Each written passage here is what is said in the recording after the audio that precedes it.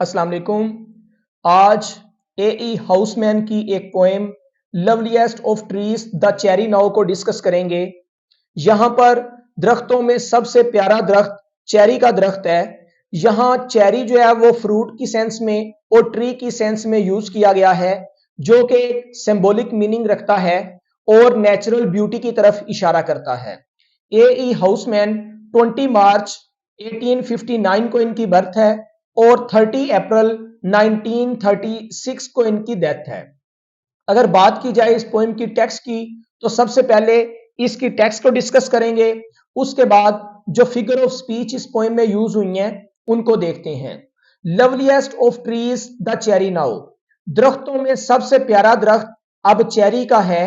Is hung with bloom along the bough, जिसकी टहनी पर बहुत ज्यादा शगुफे लगे हुए हैं और वो शगुफों के वजन की वजह से झुकी हुई है। इज हंग लदी हुई होना, इसका मतलब ये है इस लाइन का कि जब किसी टहनी पर ज्यादा फूल उगे हुए होते हैं तो वो वजन की वजह से झुक जाती है, तो इसलिए ज्यादा कसरत की तरफ इशारा किया गया है। एंड स्टैंड्स, और वो दरख्त खड़ा है। लफ्जी मीनिंग स्टैंड है, लेकिन यहां पर उगने के मीनिंग में आएगा क्योंकि दरख्त उगा होता है, खड़ा नहीं होता। And stands about the Woodland ride, और ये दरख्त जंगल में पैदल चलने वाले या घुड़सवारी वाले रास्ते के किनारे पर उगा है। Wearing white for Eastertide, और ये ईस्टर के त्यौहार के लिए सफेद रंग का लिबास जेबेतन किए हुए है। यहां पर ये जो सफेद लिबास जेबेतन करना है ईस्टर के त्यौहार के लिए, अकॉर्डिंग टू क्रिश्चियनिटी, एक उनकी क्रिसमस और एक उनका ईस्टर, ये दो उनके मजहबी त्यौहार हैं। तो अपने उस त्यौहार को मनाने के लिए, ईस्टर के त्यौहार को मनाने के लिए सफेद लिबास दरख्त ने जेबेतन किया हुआ है।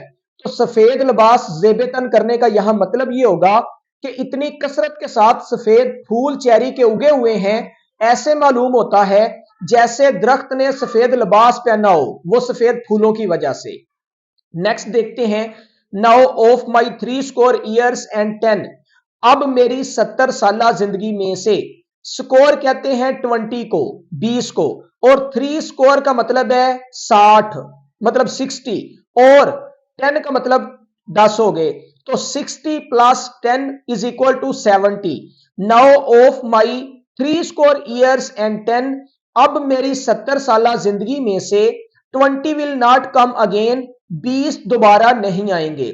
तो ये जो 70 साल की जिंदगी कहा गया है, अकॉर्डिंग टू क्रिश्चियनिटी, बाइबल के नजदीक इस जमीन पर इंसान की जो एवरेज लाइफ है वो 70 ईयर्स है, 70 साल है।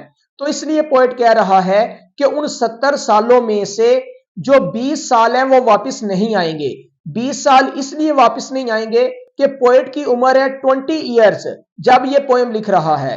तो अब ये है कि जो 20 साल गुजर चुके हैं वो तो वापस नहीं आएंगे, बाकी उसके पास जो है वो 50 साल अभी बाकी हैं। वो नेक्स्ट लाइन में पढ़ते हैं। And take from 70 springs a score, मेरे पास जो 70 बहारें थी उनमें से एक बहार खत्म हो गई है या टेक ले ली गई है। 70 स्प्रिंग्स में से एक स्प्रिंग खत्म या चली गई। फिर कितनी रही? इट ओनली लीव्स मी 50 मोर, मेरे पास बस 50 बहारें मजीद बाकी बची हैं। इट ओनली लीव्स मी 50 मोर, 50 मजीद बहारें मेरे पास हैं। And since to look at things in Bloom, चीजों को या इन दरख्तों को या फूलों को खिले हुए देखने के लिए 50 स्प्रिंग्स आर लिटिल रूम, ये जो 50 बहारें हैं ये बहुत थोड़ी हैं। About the Woodland I will go, मैं जंगल के रास्ते की तरफ जाऊंगा, जंगल की तरफ जाऊंगा। To see the cherry hung with snow, cherry के दरख्त को देखने के लिए जिसके ऊपर बर्फ पड़ी हुई है, या बर्फ से ढके चेरी के दरख्त को देखने के लिए जाऊंगा। इसका मतलब यह है जिस तरह किसी दरख्त के ऊपर बर्फ पड़ी होती है तो वो सफेद हो जाता है, इसी तरह चेरी के दरख्त के ऊपर जब चेरी उगा हुआ होता है, मतलब चेरी के फूल उगे होते हैं सफेद रंगत के, तो ऐसे लगता है जैसे बर्फ पड़ी हुई है, तो वो सफेद मुकम्मल तौर पर दिखाई देता है। टेक्स्ट के बाद अब हम जो फिगर ऑफ स्पीच इस पोएम में यूज हुई हैं उनको डिस्कस करते हैं। सबसे पहले अगर हम देखें तो 3 क्वार्टरेन्स हैं इस पोएम के। क्वार्टेन कहते हैं 4 लाइंस के स्टैंजा को। तो 4 लाइन के 3 क्वार्टेन्स हैं, तो इस लिहाज से टोटल स्ट्रेंथ जो इस पोएम की लाइंस की बनती है वो है 12। अगर राइम स्कीम की बात की जाए तो इस पोएम की राइम स्कीम है AABB। मतलब फर्स्ट लाइन सेकंड लाइन से राइम करेगी और थर्ड लाइन 4 लाइन से राइम करेगी। जैसा कि फर्स्ट लाइन का लास्ट वर्ड है स्नो, सॉरी नो, और सेकंड लाइन का लास्ट वर्ड है बो, नो बो। ये ए राइड और टाइड बीबी। इसी तरह 10 और अगेन ए, स्कोर और मोर बीबी, ब्लूम रूम ए, गो और स्नो बीबी। तो सारे स्टैंजाज की जो राइम स्कीम है वो है AABB।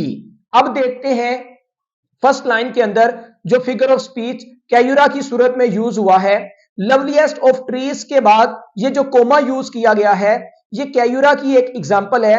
ये क्या होता है, जब हम पंक्चुएशन मार्क के जरिए किसी लाइन के अंदर पास करते हैं या ब्रेक करते हैं तो इस टेक्निक को कैयुरा कहते हैं, जैसा कि यहां पर कोमा यूज किया गया है।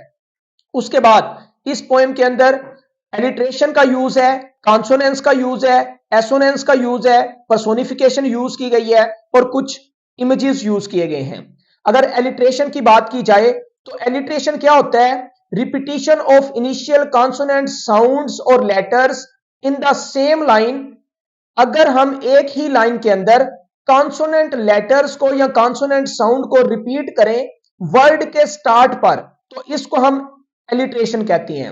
मतलब लफ्ज के शुरू में कॉन्सोनेंट लेटर अगर रिपीट हो रहे हो एक ही लाइन के अंदर तो इस टेक्निक को एलिट्रेशन कहते हैं। जैसा कि लाइन नंबर 2 के अंदर यूज हुआ है, यहां पर ब्लूम और बो, तो बी लेटर रिपीटेड है, ये एलिट्रेशन की एग्जांपल है। इसी तरह लाइन नंबर 4 में अगर हम देखें तो वियरिंग और वाइट डब्ल्यू जो है वो रिपीटेड है, एलिट्रेशन की एग्जांपल है। इसी तरह लाइन नंबर 7 में अगर हम देखें तो स्प्रिंग और स्कोर और 70 एस लेटर रिपीटेड हमारे सामने है एलिट्रेशन की सूरत में। अगर लाइन नंबर 8 में देखें तो मी और मोर एम रिपीटेड लेटर है जो कि एलिट्रेशन की एग्जांपल है। लाइन नंबर 11 में देखें तो वुडलैंड और विल डब्ल्यू जो है वो रिपीटेड लेटर है वर्ड के स्टार्ट पर जो कि एलिट्रेशन की एग्जांपल दे रहा है। इसी तरह सी और स्नो एस जो है वो रिपीटेड लेटर है वर्ड के स्टार्ट पे आ रहा है, रिपीटिशन है कॉन्सोनेंट साउंड की एस की, तो ये एलिट्रेशन है। उसके बाद कॉन्सोनेंस किसे कहते हैं, कॉन्सोनेंस होता है रिपीटिशन ऑफ कॉन्सोनेंट लेटर्स और word sounds in the same line in the words. लफ्जों के अंदर एक ही लाइन के अंदर जब हम कॉन्सोनेंट साउंड को रिपीट करें चाहे वो वर्ड के स्टार्ट एंड पर हो चाहे वो वर्ड के दरमियान में हो तो उसे हम कॉन्सोनेंस कहते हैं। दोबारा सुन लें, एलिट्रेशन होता है जब लफ्ज के स्टार्ट पर हम कॉन्सोनेंट साउंड को रिपीट करते हैं, लेकिन कॉन्सोनेंस क्या होता है जब लफ्ज के स्टार्ट पर नहीं मिडल में या एंड पर कॉन्सोनेंट साउंड या लेटर को रिपीट करते हैं, इसे कॉन्सोनेंस कहेंगे।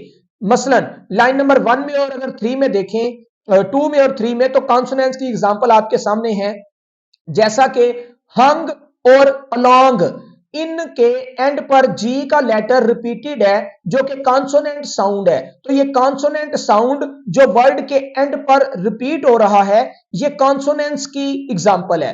अगर लाइन नंबर 3 में देखें तो यहां पर एंड और वुडलैंड, ये जो डी का साउंड है डी का लेटर है ये कॉन्सोनेंट है और ये वर्ड के एंड पर रिपीटेड हो रहा है जिसको हम कॉन्सोनेंस कहेंगे।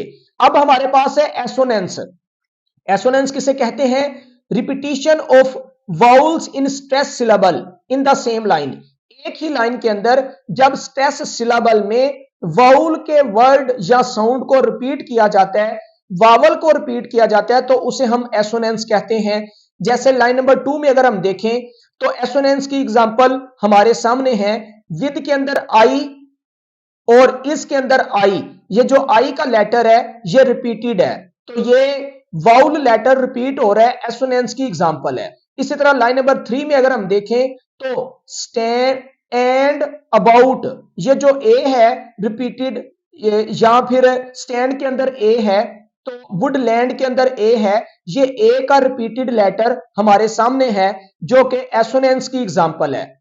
इसके अलावा एंड पर लाइन नंबर लाइन में अगर हम देखें तो सिंस के अंदर भी आई और थिंग्स के अंदर भी आई और इनके अंदर भी आई, तो ये जो आई का एक वाउल लेटर या साउंड है ये रिपीटेड हो रहा है जो कि एसोनेंस की एग्जांपल हमारे सामने है। अब लास्ट पे हम देखते हैं पर्सोनिफिकेशन को। पर्सोनिफिकेशन किसे कहते हैं? To give human traits to non living things, जब हम बेजान चीजों को इंसानी या जानदारों की खुसूसियात देते हैं तो इसको पर्सोनिफिकेशन कहते हैं। जैसा कि स्टैंड खड़ा होना ये ह्यूमन ट्रेट है, राइड सवारी करना ह्यूमन ट्रेट है, वियरिंग पहनना ह्यूमन ट्रेट है। यहां दरख्त पहने हुए है, दरख्त खड़ा है, तो ये दरख्त का खड़ा होना, दरख्त का सवारी करना, दरख्त का पहने हुए होना, ये पर्सोनिफिकेशन की एग्जांपल्स हमारे सामने है। और इसके अलावा एंजेममेंट इस पोएम में यूज किया गया है। एंजेममेंट किसे कहते हैं? जब एक लाइन पढ़ के उसकी प्रॉपर अंडरस्टैंडिंग के लिए उससे अगली लाइन को पढ़ें तो उस टेक्निक को एंजेममेंट कहते हैं। जैसा कि and since to look at things in bloom, यहां तक नहीं समझ आ रही क्या है? 50 स्प्रिंग्स आर लिटिल रूम, 50 बहारें थोड़ी हैं, मतलब खिली हुई चीजों को देखने के लिए 50 बहारें थोड़ी हैं। तो ये जो मिसअंडरस्टैंडिंग थी इसको अंडरस्टैंडिंग करने के लिए ये जो टेक्निक यूज की जाती है इसको एंजेममेंट कहते हैं और ये रन ऑन लाइन होती है। इसी तरह 11 नंबर लाइन में देखें, about the Woodland I will go, मैं जंगलात की तरफ जाऊंगा, क्या करने के लिए जाऊंगा? अब इसकी सेंस क्लियर नहीं हो रही। नीचे वाली लाइन है to see the cherry hung with snow, बर्फ से ढके हुए चेरी के दरख्तों को देखने के लिए, तो ये भी एक एंजेममेंट है जिसको रन ऑन लाइन कहते हैं। और दूसरा, जब एक लाइन को पढ़ के हमें सेंस क्लियर हो जाए तो इसको एंड स्टॉप लाइन कहते हैं। लास्ट पर कुछ इमेजेस इस पोएम में यूज किए गए हैं जैसा कि ट्रीज, चेरी, बो, वुडलैंड, ईस्टर टाइड, स्प्रिंग और स्नो इमेजेस इस पोएम के अंदर यूज किए गए हैं। Thank you for watching this video. अस्सलाम वालेकुम।